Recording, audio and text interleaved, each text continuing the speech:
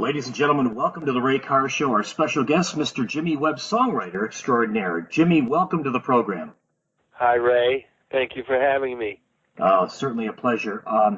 Jimmy, it all began back in it began back in Oklahoma for you. And how did you make your way to California, and how did you become such a great songwriter? Well, two questions. The first one is easy. My father was a Baptist minister, and he took us to a string of churches as I was growing up, and his dream was always to pastor a church in California. And so when I was 16 years old, the family went out and we took up residence in Colton, California, which is only an hour from Hollywood, which was a significant move for me because I had been writing songs since the age of 12, and all of a sudden I was very, very close to where the action was, you know. Right. And as far as thank you for saying that I'm a great songwriter, but I would say that I was a pretty lucky guy. I came along with a lot of material, and the marketplace was extremely active. There was a demand for what I did, and I sort of walked into a sweet situation there, which sadly, doesn't exist much anymore. Yeah, very, very true. When did you know that you were going to make it? Was there a defining moment for you, when you wrote a certain song, or you just had a feel that, hey, I'm in, this is where I belong? Well, I've been working on this book for St. Martin's, and I'm at a point in the book where I'm writing about Mr. Sinatra and him inviting me up to Las Vegas, for the weekend and paying for my room and inviting my father and everything, all very exciting. And I had lots of things recorded before that time. I had even had some top 10 singles, one with Artie Garfunkel. But what really made me feel like, I don't know, this kind of chilly feeling on the back of my neck,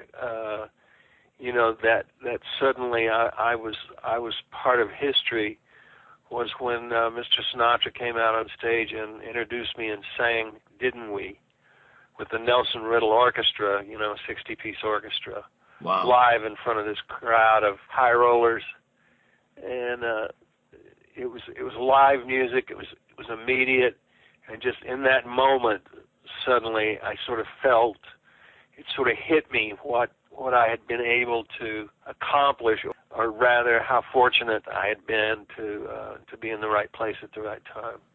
Working with Frank Sinatra must have been an absolutely surreal experience. I mean, a legend like that.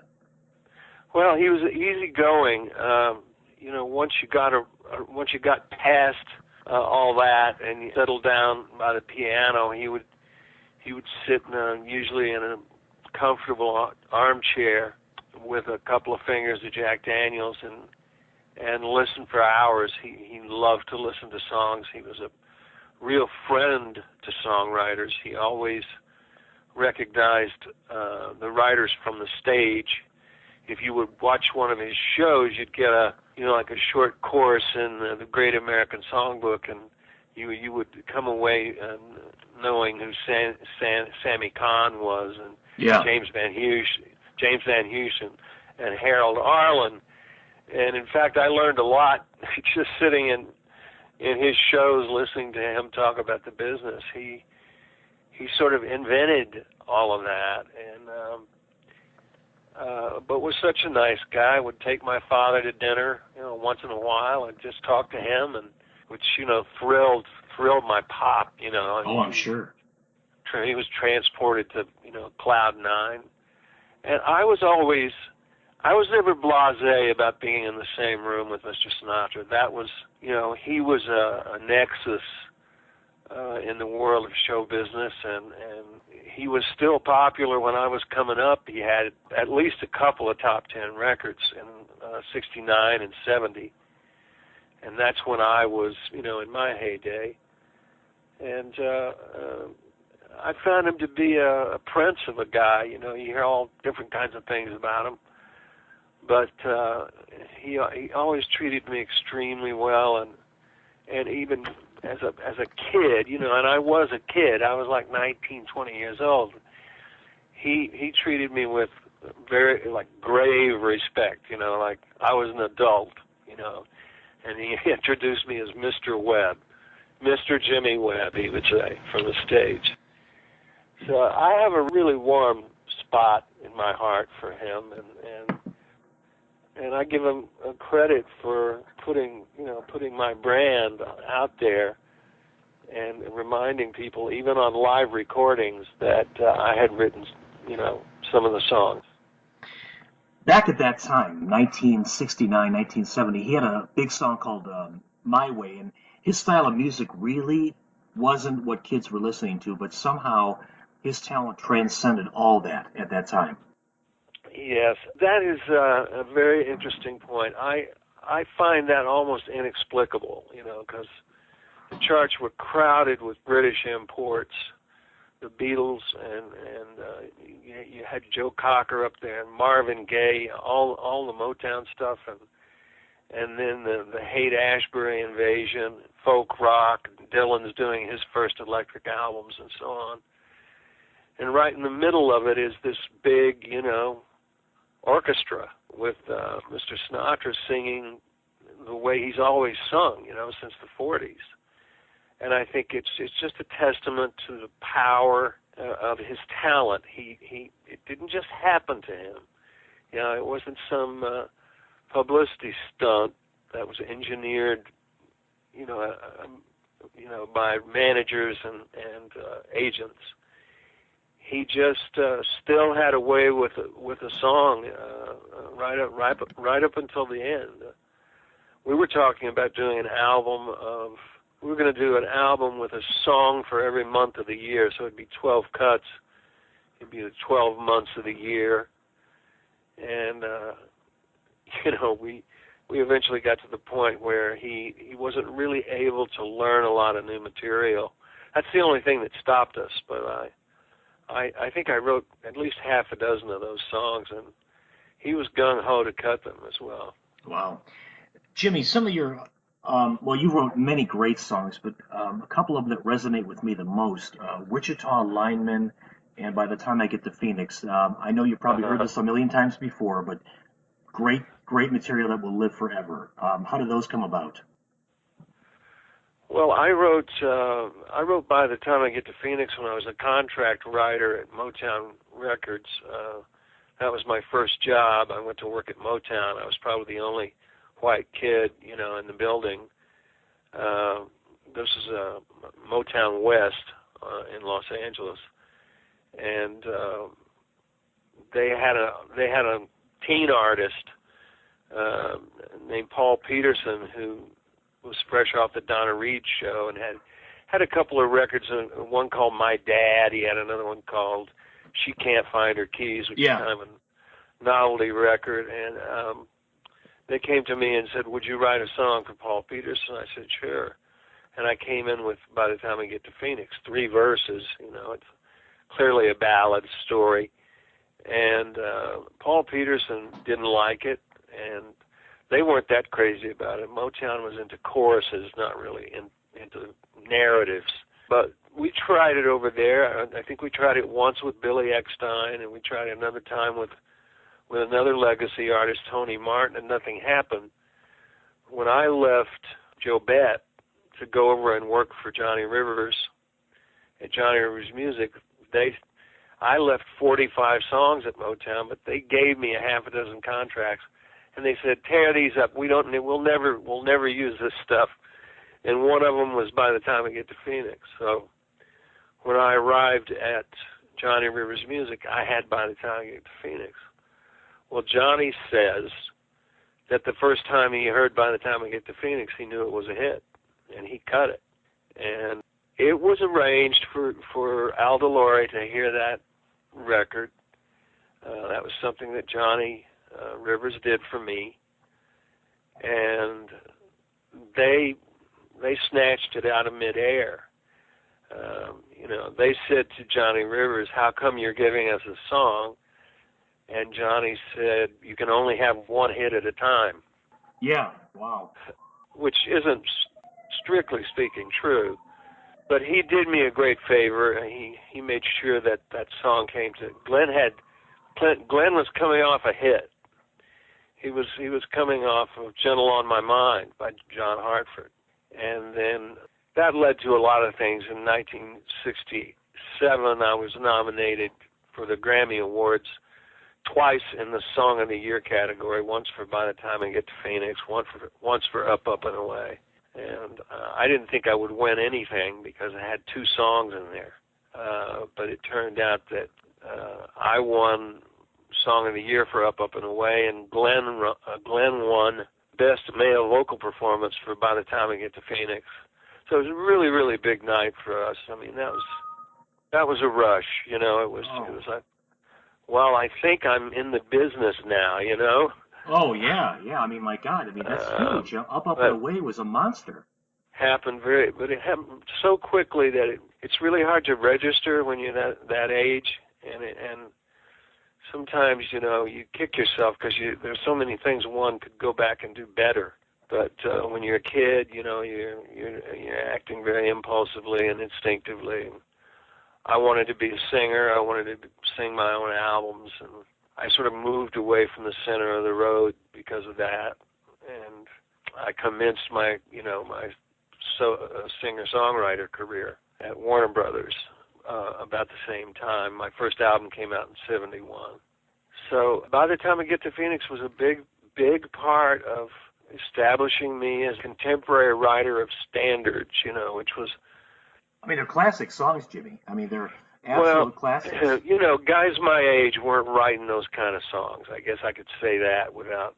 No, you were far ahead of your time. Offending anybody, yeah. You know. Well, I mean, the other stuff you wrote so many, but another one that I remember back at that time frame was "The Worst That Could Happen." I love that song.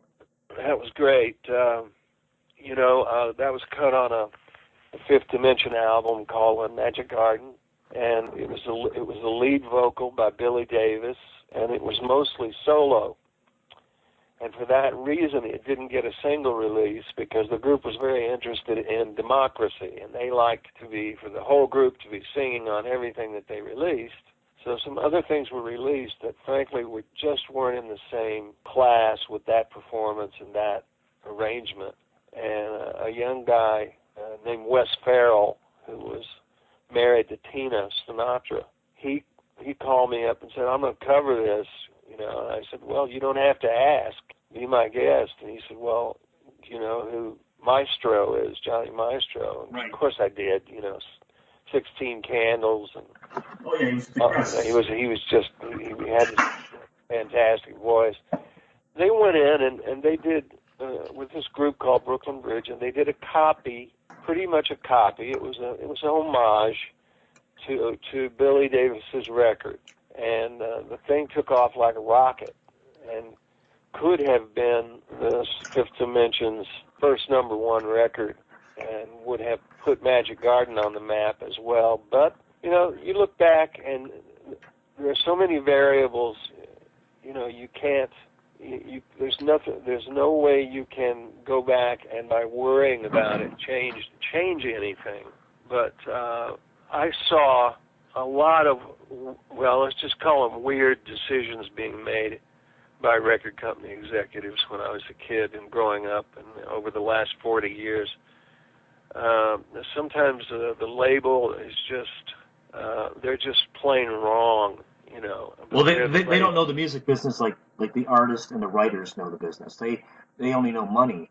They really don't know. They don't know what it takes. It's based on your perspective, but I can't explain why the artist doesn't have more say-so in what goes down in the marketing field, but we were always just sort of tagging along at the end.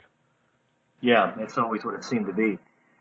You know, in that song, "The Worst That Could Happen" by the Brooklyn Bridge, it came out on an odd label, Buddha, which was known for its bubblegum. Yeah, that we had lots of independents, small labels, and we had White Whale and Casablanca, and all like guys, really interesting guys, Neil Bogart, Ted Fagan, who really took an interest in their artists and maintained relatively small artist rosters.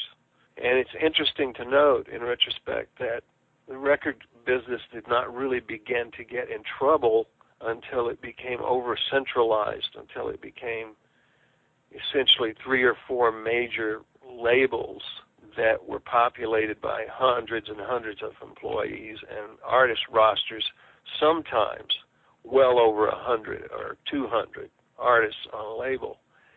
At that point, I mean, you have to really wonder how much attention is being paid to any single record. Well, probably very little. Yeah.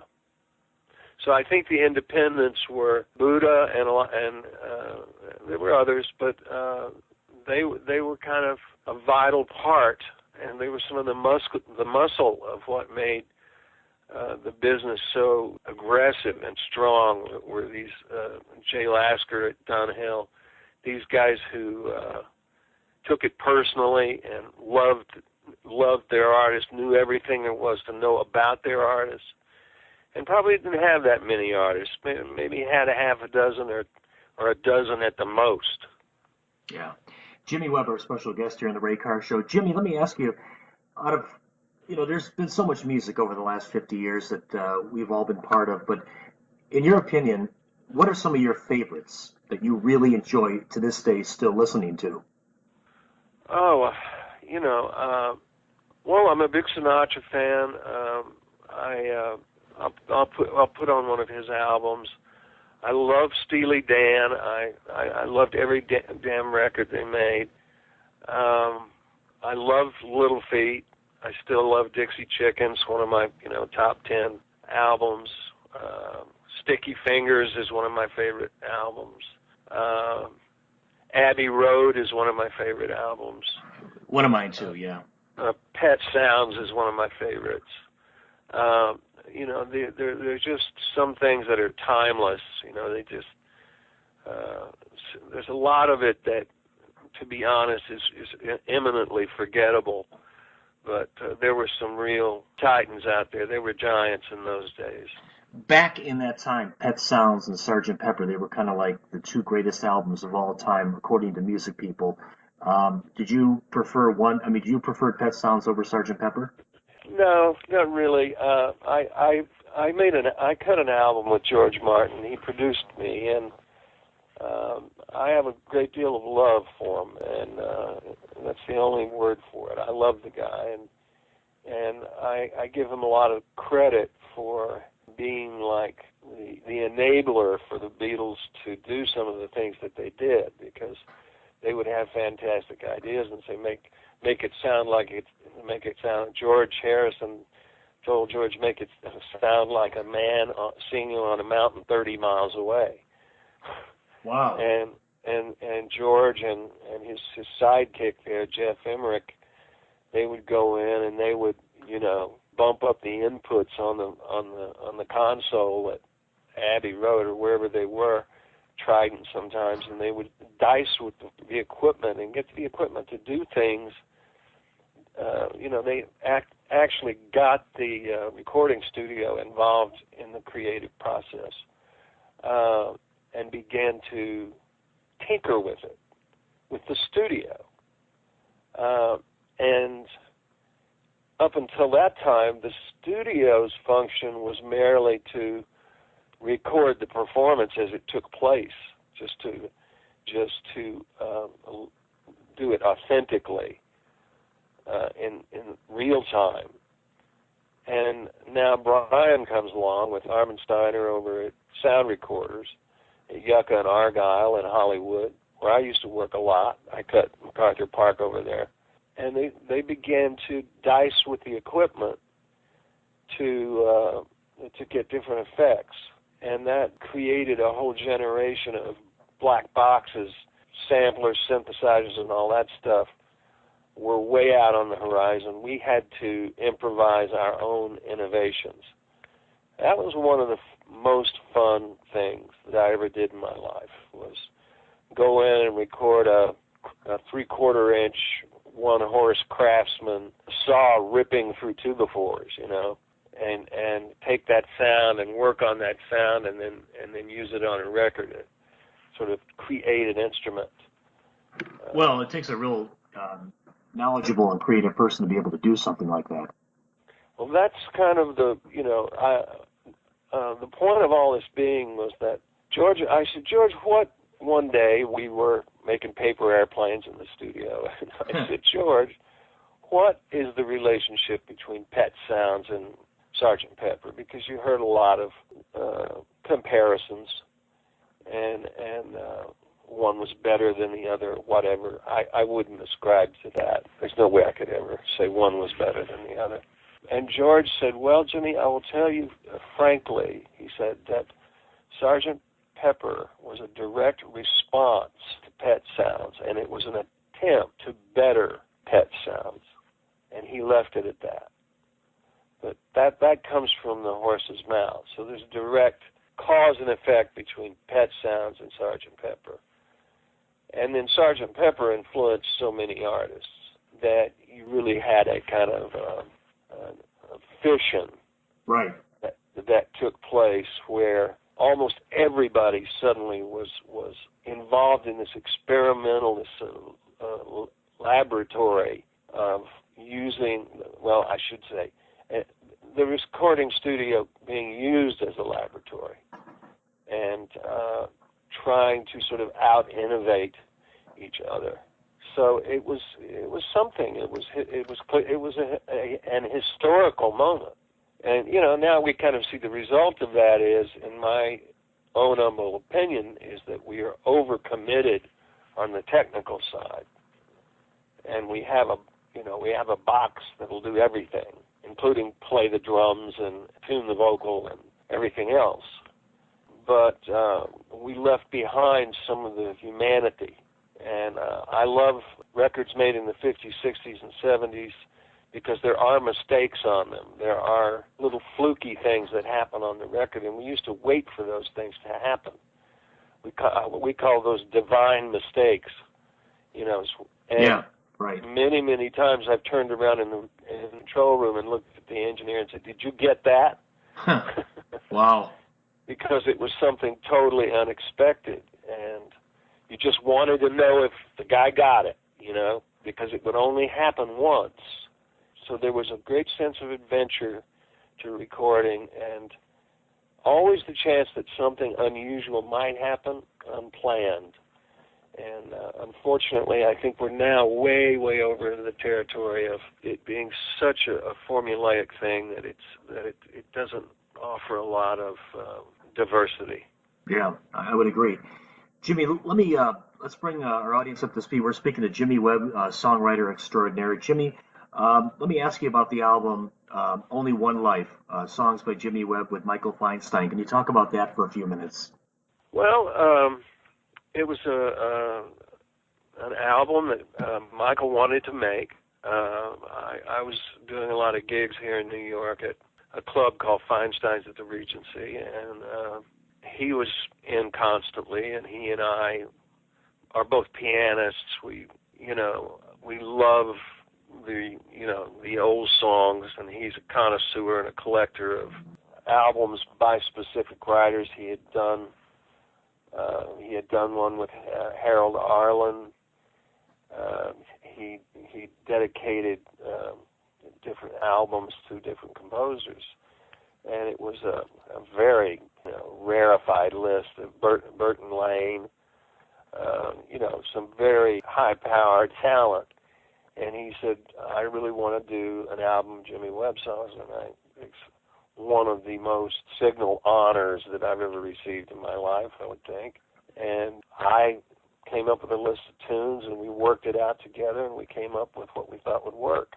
I ended up going out to L.A. and living at his house for a couple of months, and he had his own studio and a beautiful Steinway in the basement, along with this fantastic collection of memorabilia, manuscripts, sheet music.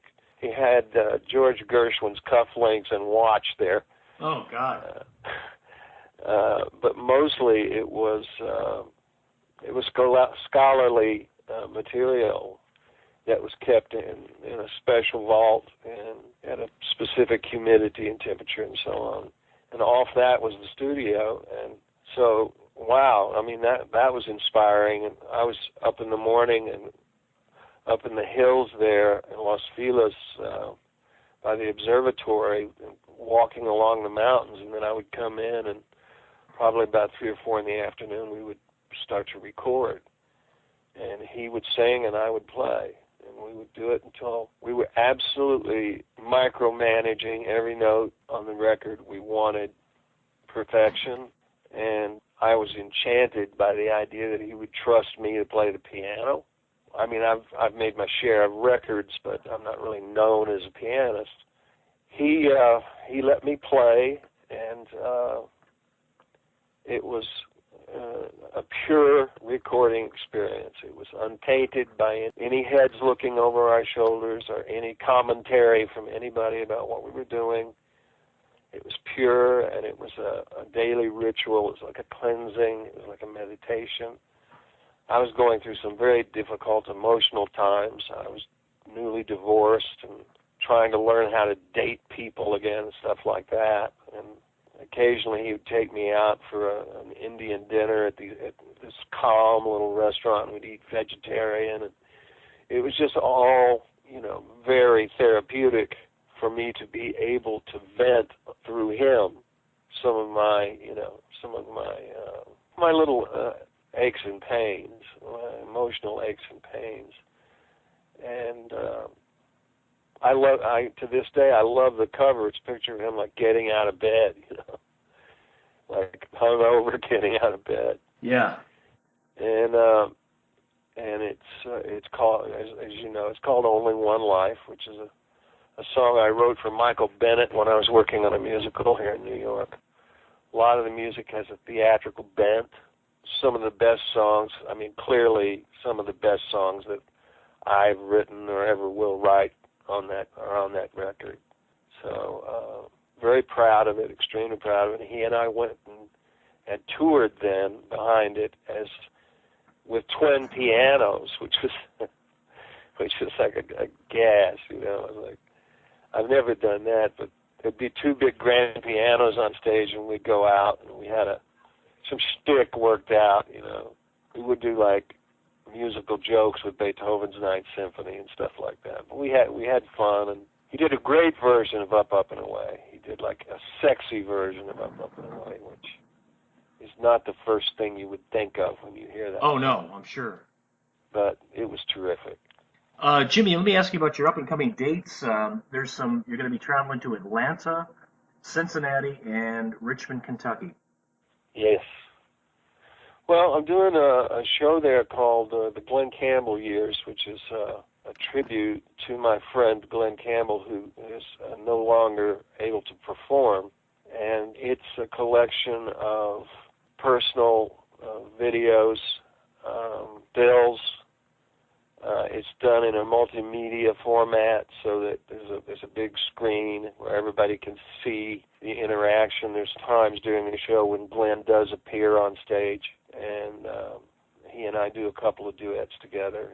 He plays the guitar on MacArthur Park, things like that, which are kind of gimmicky, but it's all about highlighting Glen's prominence and importance as an inside force in the formative years of rock and roll. As far back as the Tammy Show, where Glen played guitar on virtually every song in the Tammy Show because there were like non-playing bands that didn't even play that well. Yeah, he had to play everything. He was like in control of everything. Yeah, and he played on everything, and from Johnny Angel to Help Me Rhonda to Something Stupid to You've Lost That Love and Feeling. I've got a list of songs. I got hundreds of songs, but I have limited time on stage. So I read a few every performance. I read a few of the records to the audience just to give them some idea of how pervasive his influence was, because a lot of times Glen, and speaking in the same breath about the Wrecking Crew, Hal Blaine, Joe Osborne, Al Casey, Tommy Tedesco, Larry Knechtel. A lot of these guys were on the same gigs, but they were unrecognized because the producers didn't want the public to know they were using the same band over and over again. So the result is that some of these things don't get identified for years and years and years, and finally someone will say, yeah, I remember that night. I was there, Glen was there. Or someone will just be listening to the record and say, that's Glen. That lick, that's Glen, you know. And so even while we prepared this program that I'm speaking of, we made some incredible discoveries and found records that he played on. We found a Kingston Trio single called Desert Pete. Oh, wow. You can hear Glen just as clear as day. You can even singing. You can hear him singing harmonies on it. So I mean, here was a guy who was a real power, a monolith, and yet whose true importance has been obscured, you know, by the years, by the sometimes the sort of scandalous tales that are told, and I think to some degree by his image as, you know, the squeaky clean guy on television. But he is remembered in my show as one of the originators of our rock and roll as we know it. Yeah. And I mean, as important as Chuck Berry, as important as Paul McCartney, as important as anybody. And I suffered a little bit while he was actively performing in the later years, when he seemed to labor a little bit under a false obscurity, like why is this man being diminished? Why is he not, you know, being given his propers? Because well, you know, people's attention is diverted to other things, but I suppose I just want to set the record straight, and so I would never have considered doing a show that so blatantly plays on Glen's persona, except that I'm a friend of the family. I'm doing it under the auspices of Glen's family, with their approval, and with a lot of their suggestions, and sometimes their contributions as well, in terms of film or stills. And I think that people will come out of the show kind of awe-stricken by who he really was, the superhero behind the guy on TV, but the guy who sort of shaped the world, the musical world that we know. And it's a great opportunity for me, as usual, to get out and get together with my fans, sign anything they have, sign any Glen Campbell memorabilia they might have, and do photos. And, you know, I always hang with the crowd until everybody goes home. That's great. Jimmy, I wanted to say on behalf of our radio audience here in Cleveland, Ohio, thank you very much for your information, your time, and the very best to you and your family. God bless you, and thank you. I appreciate it. Jimmy, thank you so much, and we'll be broadcasting this very shortly. All right. Thanks, Ray. Best to you. And thanks for helping me out, pal. My pleasure. Bye-bye. Okay. All right.